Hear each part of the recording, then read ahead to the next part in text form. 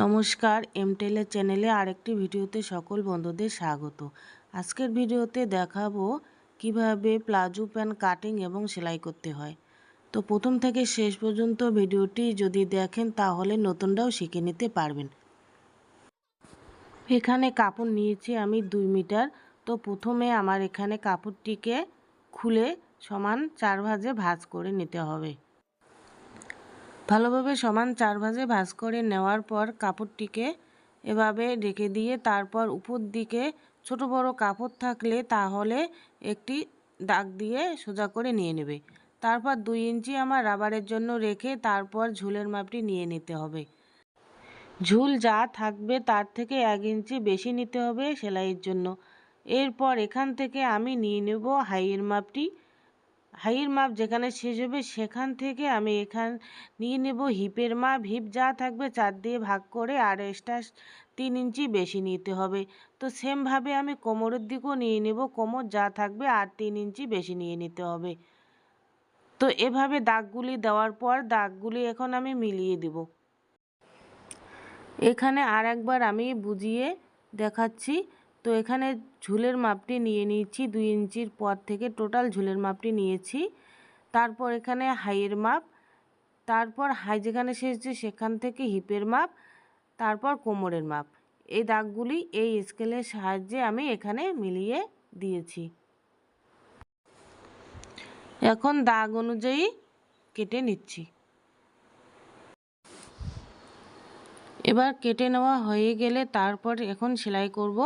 তো প্রথমে এখন 2 সাইডের যে হাইয়ের দিক দুটি আছে সেই হাইয়ের দিক দুটি আমি এখন জয়েন দিয়ে সেলাই করে নিয়ে নেব।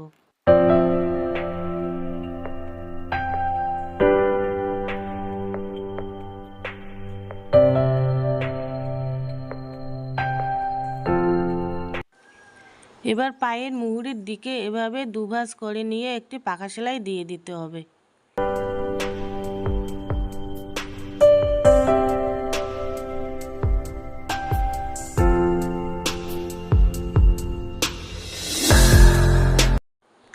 এভাবে সেলাই করার পর তো একটি পায়ের মুখের দিকে এভাবে কাপড়টি নিয়ে সেলাইটি শুরু করতে হবে আর অপর পায়ের মুখের দিকে সেলাইটি শেষ করতে হবে।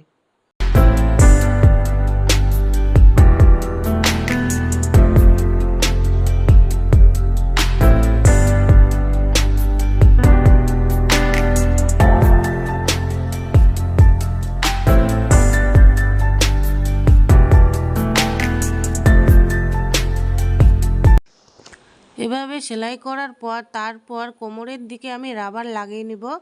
তো এখানে কোমরের উপর সাইডে একটি 1/2 ইঞ্চি ভাঁজ করে নিয়ে একটি সেলাই দিয়ে দিতে হবে।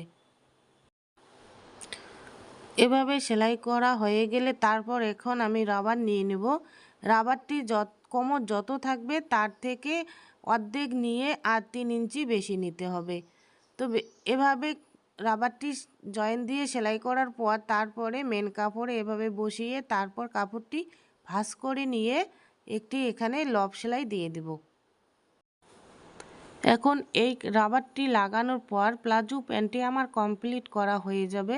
তো বন্ধুরা আজকের ভিডিওটি কেমন লাগলো, যদি ভালো লেগে থাকে তাহলে লাইক কমেন্ট শেয়ার করে দিয়ে দিবে। আর তোমাদের এক একটি লাইক কমেন্ট শেয়ার আমার অনেক উপকারে লাগবে।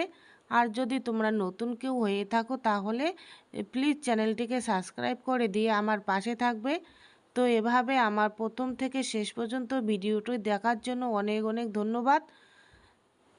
তো রাবারটি লাগানোর পর তারপর এখন এই রাবারের মাঝখানে সেলাই দিয়ে দিতে হবে। এই সেলাইটি তোমরা যদি চাও দিতেও পারো, নাও দিতে পারো, তো কোনো অসুবিধা হবে না।